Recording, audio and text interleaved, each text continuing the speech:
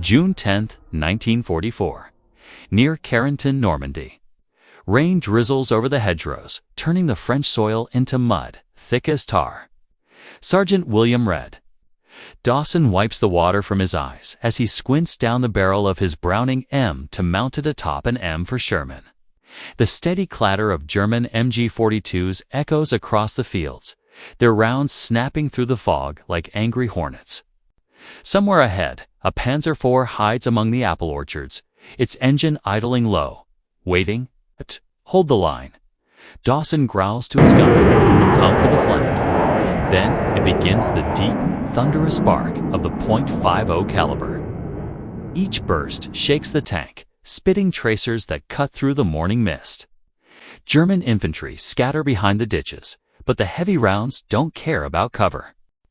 They punch through wood, brick, and the thin steel plates of half-tracks with terrifying ease.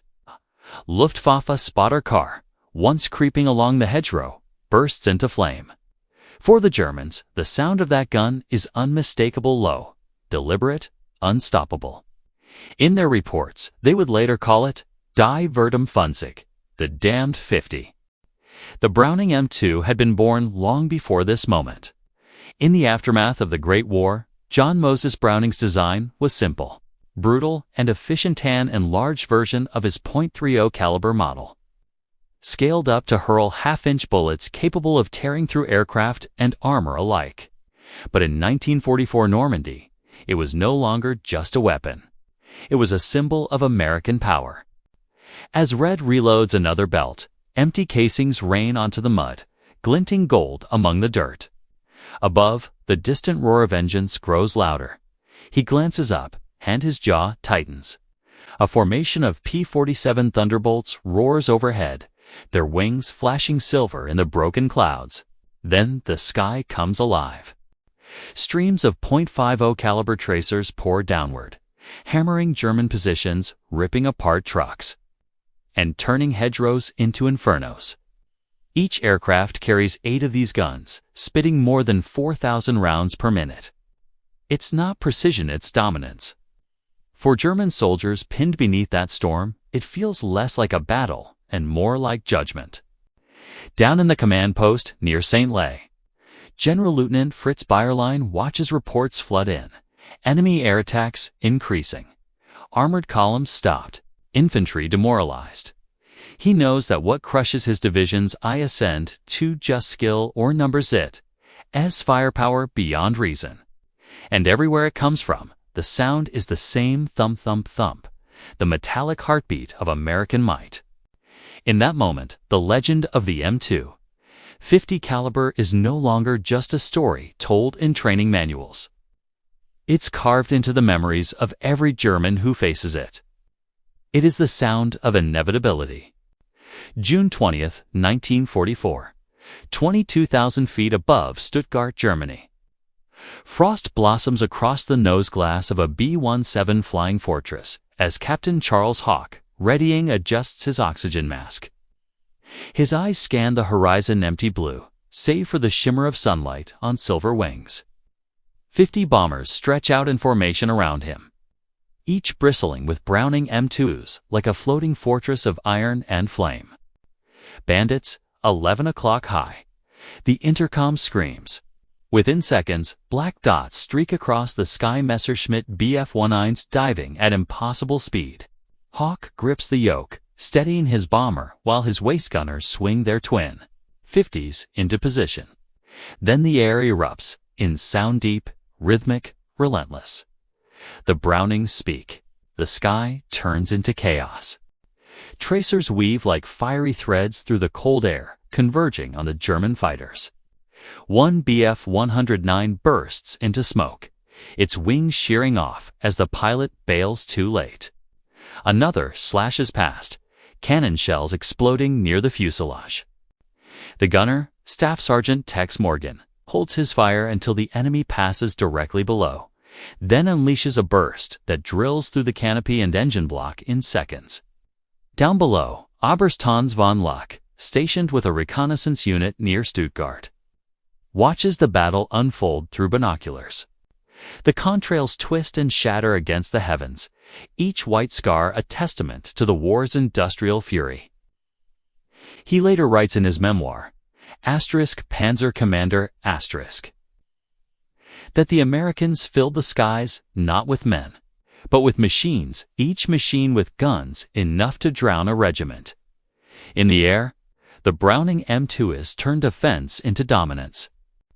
German pilots soon learned to fear the overlapping fields of fire that surround every bomber. Single B-17 carries 13 of them, capable of throwing a wall of lead that no ace, however skilled, can pass through unscathed.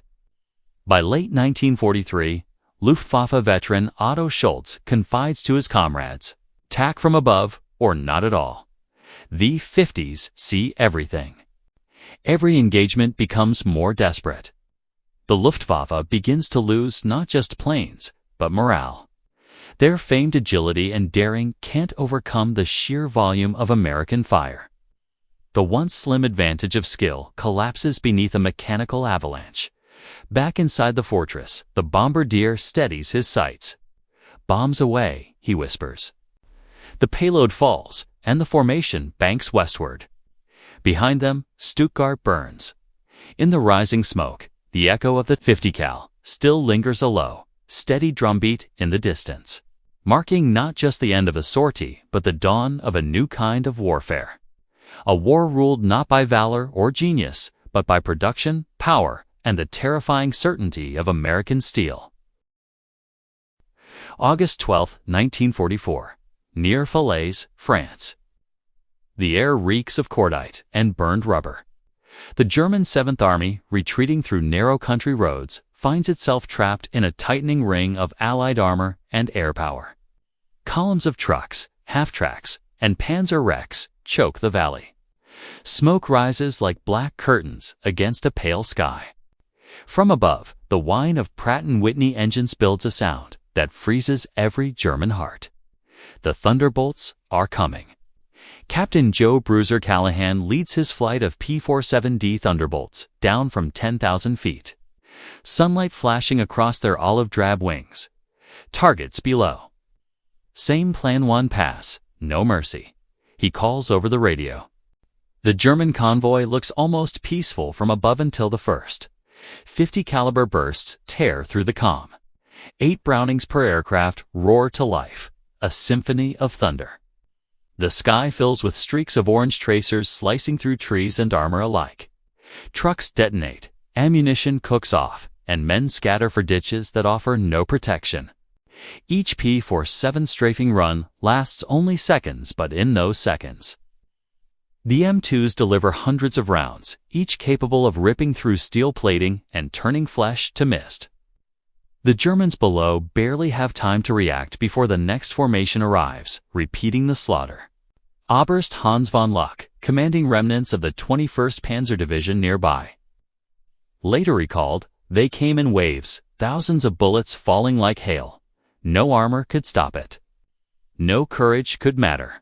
On the ground, Corporal Dieter Muller, a young Panzer Grenadier, presses himself into a roadside ditch, helmet trembling as he listens to the storm.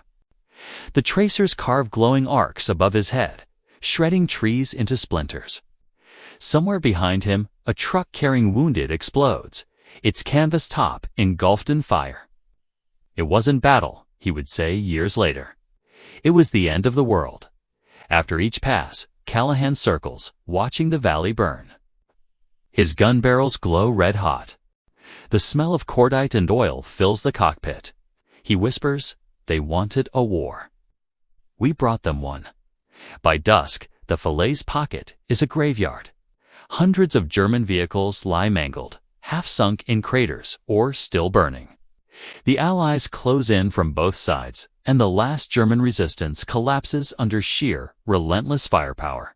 The Browning 50 caliber has become more than a gun. It is the backbone of American doctrine. Mounted on tanks, jeeps, aircraft, and landing craft, it defines the rhythm of the battlefield. Wherever American forces move, its deep, mechanical heartbeat follows. In the words of Generalleutnant Fritz Bayerlein, who watched his elite Panzer Lehr division dissolve under that storm, "The Americans did not fight with men, they fought with factories. December 23, 1944. Bastogne, Belgium. The snow falls heavy and silent over the Ardennes forest, muting the chaos of the Battle of the Bulge. Inside the frozen perimeter of Bastogne, paratroopers of the 101st Airborne huddle in foxholes, frost crusting their helmets, breath turning to mist. Supplies are running thin, ammunition thinner. But one weapon still holds its ground. Private First Class Earl Slim McCoy sits behind his Browning M2, mounted atop a sandbagged nest at the edge of town. The gun is rimed with ice, the belt stiff with frost, but it still feeds. He pulls back the charging handle, feeling that familiar weight, that mechanical promise of life or death. In the distance, engines growl Panzer grenadiers, pushing forward through the blizzard. "Here they come," someone whispers. McCoy waits until he can see the silhouette stark shapes moving between the trees, then squeezes the trigger. The M2 answers with a roar that shakes the snow from the branches. The muzzle flash lights up the night like lightning. H shot punches through trunks, walls, and bodies alike. German soldiers dive for cover, shouting Maschinengewehr, Fonsig. But the sound drowns in the hammering rhythm of the Browning. Within seconds, the forest turns into a storm of fire. The heavy rounds chew through the leading half-track, tearing its engine apart. Flames burst from its hatches as the crew scrambles out, only to fall to the second burst. To McCoy, the gun feels alive, steady, patient, unflinching. Every link that falls from the feed tray lands with the soft chime of victory. Behind him, Lieutenant Colonel Harry Kennard surveys the chaos. "That 50's worth a platoon," he mutters. He's not wrong. In Bastogne and across Europe, the M2 isn't just a weapon, it's a doctrine made real. Its purpose is simple: saturate the enemy with so much fire they can't think, can't move, can't breathe.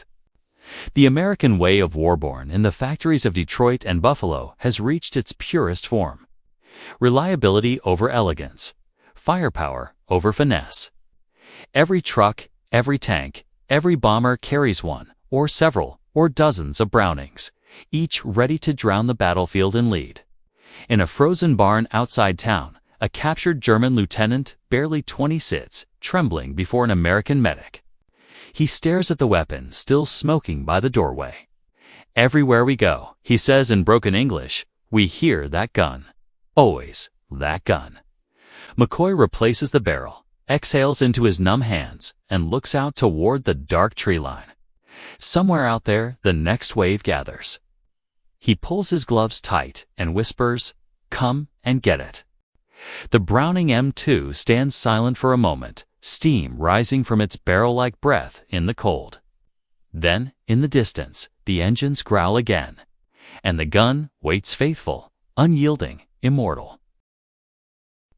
February 1945, near Remagen, Germany.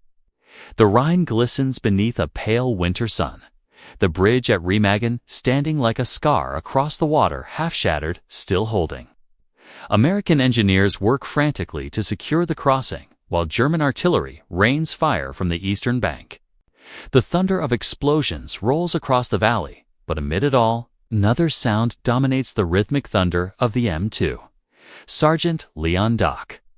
Harris lies prone behind a makeshift barricade of steel plates and sandbags, his .50 cal perched atop a tripod. The bridge trembles under each blast, but the weapon doesn't falter. Harris squints through his sights, spotting movement along the far bank, an armored car edging out from behind the ruins. He squeezes the trigger. The Browning bucks against his shoulder, spitting golden casings in a steady stream. The first rounds ping harmlessly off the vehicle's side, but the next dozen punch through the gun shield, then the driver's hatch. The car lurches, catches fire, and rolls into the river. Harris lets out a breath, his breath fogging in the cold air. "Next," he mutters. Across the river, German defenders take cover in cellars and craters, afraid to move. Corporal Ernst Weber clutches his rifle, listening to the deep, relentless thump of the explosions. It wasn't the explosions we feared, he would later recall. It was that sound. You knew it was coming for you, and you couldn't stop it. The M2's reach is uncanny. From jeeps guarding convoys to half-tracks supporting infantry, it projects power far beyond its size. Its rounds tear through masonry and light armor with ease, suppressing snipers and machine guns before they can even find their mark. It doesn't need precision-only presence. As dusk falls, the American lines bristle with Brownings. On the hills above Remagen, P-47 Thunderbolts dive through the twilight. Their 8 M2s south stitching lines of fire along the German trenches. The bridge glows with the reflection of muzzle flashes, the air thick with smoke and the stench of oil. Watching from the ruins of a church, General der Fallschirmtruppe, Alfred Schlemm, lowers his binoculars. The reports from the front are grim. Communications disrupted, tanks immobilized, morale collapsing. It's not just their numbers, he says quietly to his aide. It's that gun. It never jams, never stops. It fights like a machine, not a man. By midnight, the Americans have secured the bridgehead. The Browning barrels glow red, their metal blistered from hours of unbroken fire. Harris wipes the sweat from his face, grins at his crew, and pats the receiver. Old girl's still singing, he says. In the silence that follows, the Rhine drifts black beneath the bridge, carrying the wreckage of war downstream. But above it all, in the weary hum of generators and the clink of shell casings underfoot, one truth endures the sound of the M2 is the sound of fear itself. March 1945. Buffalo, New York. Snow drifts lazily across the loading docks of the Buffalo Arms plant. Inside, the night shift hums like a living machine. Thousands of handsmen, women, immigrants, farmers, suns feed belts, stamp steel, and calibrate bolts under the harsh glow of overhead lamps. It is not a battlefield here, but it sounds like one. Hammers striking anvils, presses slamming home, the rhythmic pulse of creation. At Station 42, assembly worker Ruth Adler tightens the receiver group on yet another M2 Browning. She's built hundreds this week alone. Her hands move with practiced precision snap. Click, slide, done. Around her, the factory floor never sleeps. Conveyor belts carry weapons to crates stamped Asterix Ordnance Department, U.S. Army Asterix. Each gun will soon find its way to a Sherman turret, a B-17 turret, or a Jeep-mounted tripod somewhere in Europe or the Pacific. Outside, freight trains scream into the night, their cars stacked high with crates of guns and ammunition. Nearly 2 million M2 South will be built by war's end, supported by billions of rounds of .50 caliber ammunition. The numbers are staggering you, a measure of America's industrial resolve. Across the Atlantic, German armories can scarcely imagine such abundance. Their factories lie in ruins, their workers scattered, their rail lines bombed beyond repair.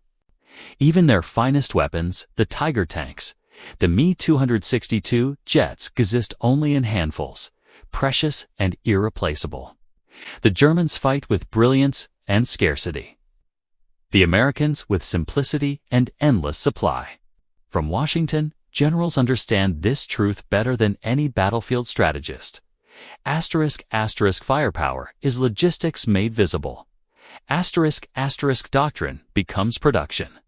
Production becomes dominance. The M2 is not just a weapon, it is a statement. Every trigger pulled in France or Italy echoes with the work of thousands back home. In a letter to her brother, fighting with the 3rd Armored Division in Germany, Ruth writes, I built one today that might save you tomorrow. When I tighten those bolts, I picture you behind it.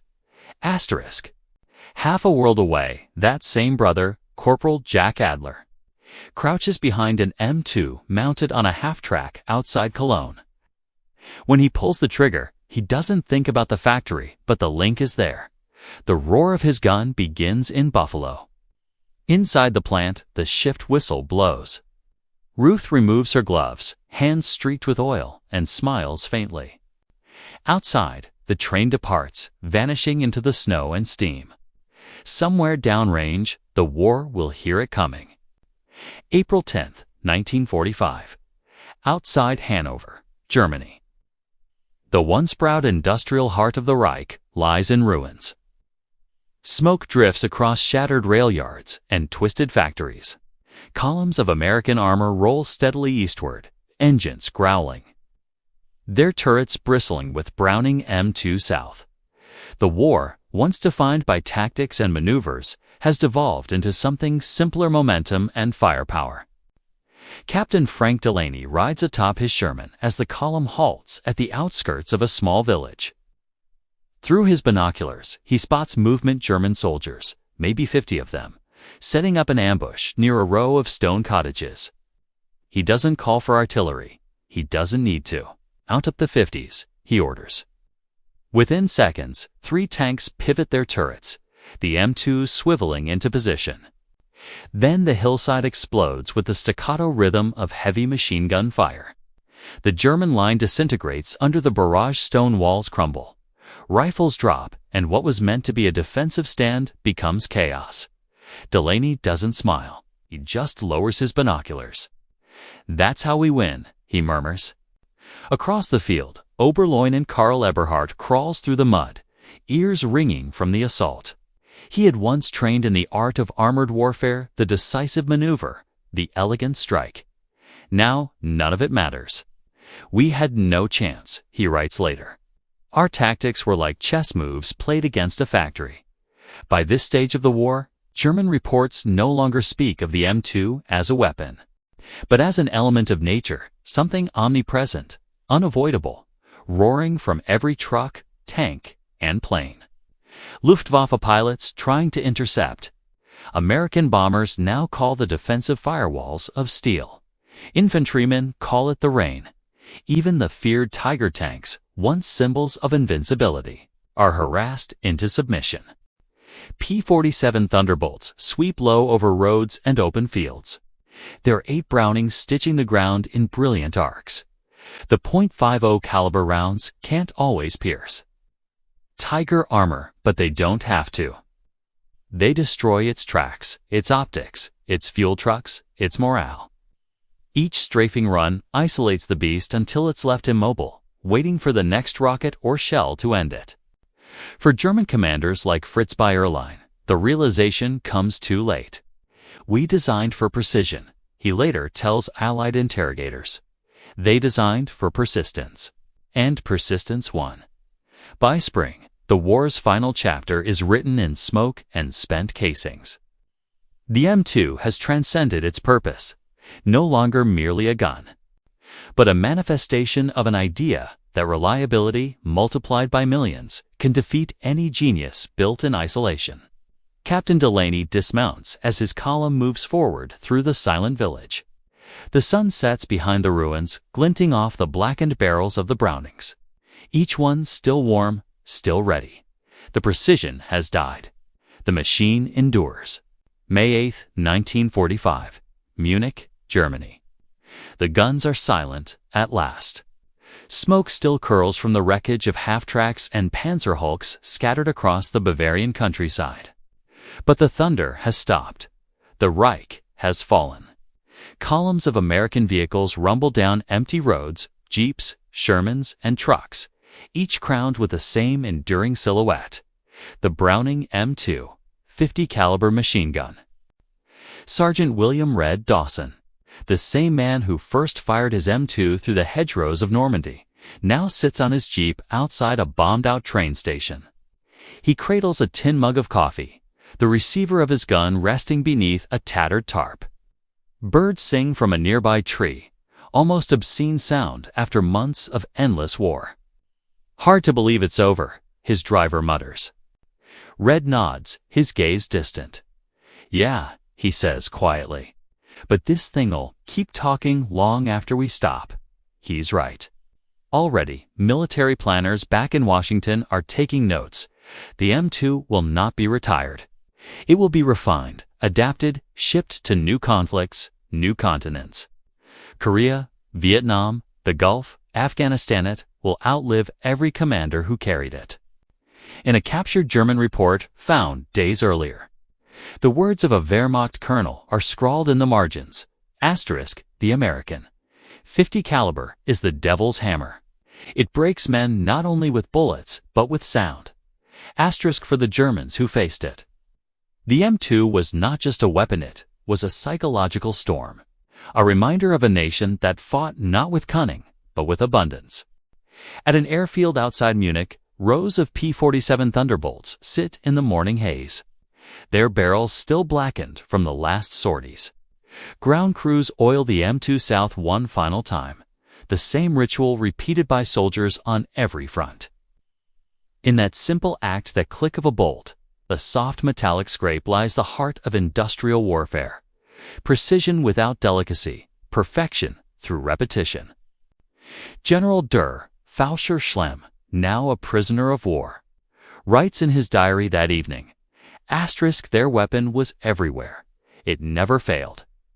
When we heard it, we knew the day belonged to them. Asterisk, across the Atlantic, in a quiet Buffalo factory, Ruth Adler hangs up her apron for the last time. The machines have stopped, their echo still ringing in her ears. She looks at her oil-stained hands and smiles faintly, wondering which of the guns she built made it to victory.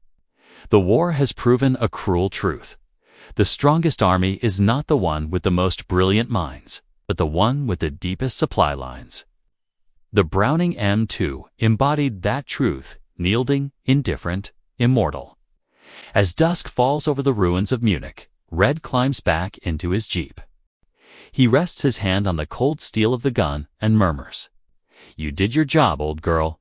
The wind carries the faint rattle of distant metal, a ghostly echo of the millions of Brownings that once roared across the world. The war is over, but its iron heartbeats, the sound of the .50 caliber, will never fade.